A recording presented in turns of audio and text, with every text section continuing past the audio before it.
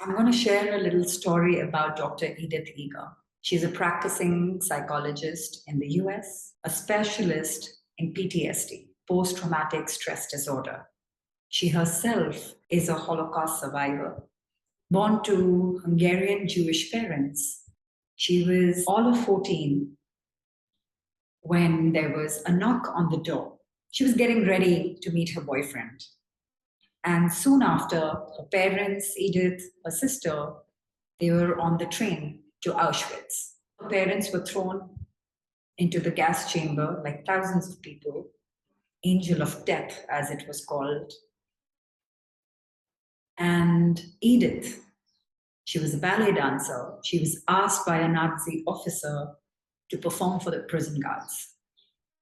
Now, this is what is amazing. Edith writes in her biography that when she was asked to dance, she imagined this beautiful opera house full of people, the stage set, lights, and she thought she was giving the performance of her life. She felt it was the prison guards who were actually imprisoned because they were limited in their circumstances. But she was free. She was doing what she loved. She felt liberated. And just as her mind felt free, soon after, she was out on her way to Czech, where she married a wonderful man and they moved to the US. The limitations of our mind limit us.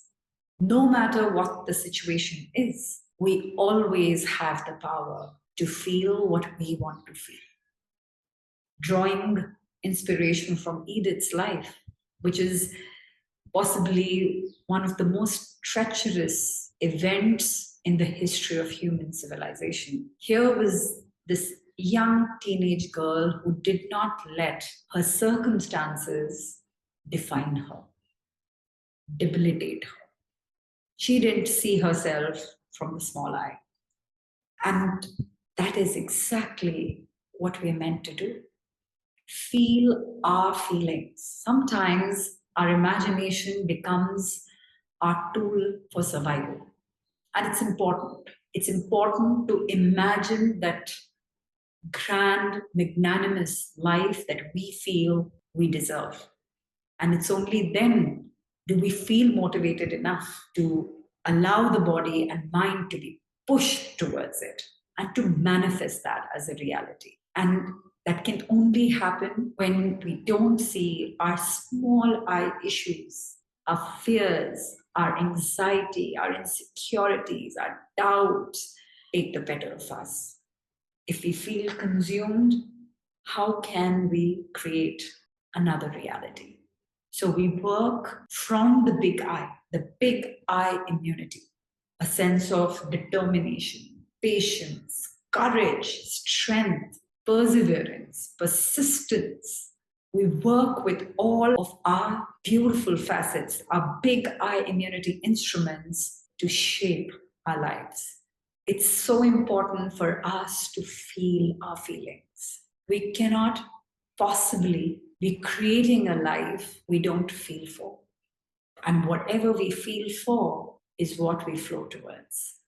So the more we are in touch with our feelings, can we allow the beautiful cosmic energies to fill us, to align and manifest that beautiful reality that we so totally are worthy of, what we truly, truly deserve.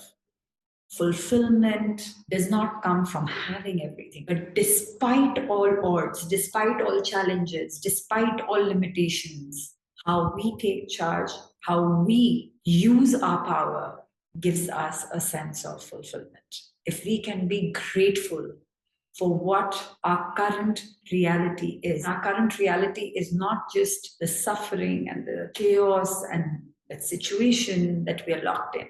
That current reality is how empowered we are to brave these challenges, to take our journey head on, and to feel centered, to feel grateful for our inner wisdom, our inner strength, our inner power to be activated. When everything is going great, what do we need to activate? We can just sit back and do nothing. The universe is only giving us an opportunity to use all our instruments, to use our powers, and giving us the right to create our life. Sense of fulfillment comes from a sense of being. In this moment, if I feel connected with my space, connected with nature, connected with others, connected with the divine, I am fulfilled. I am abundant. And it is this beautiful energy that then radiates through me, enlightening the entire world. I do act.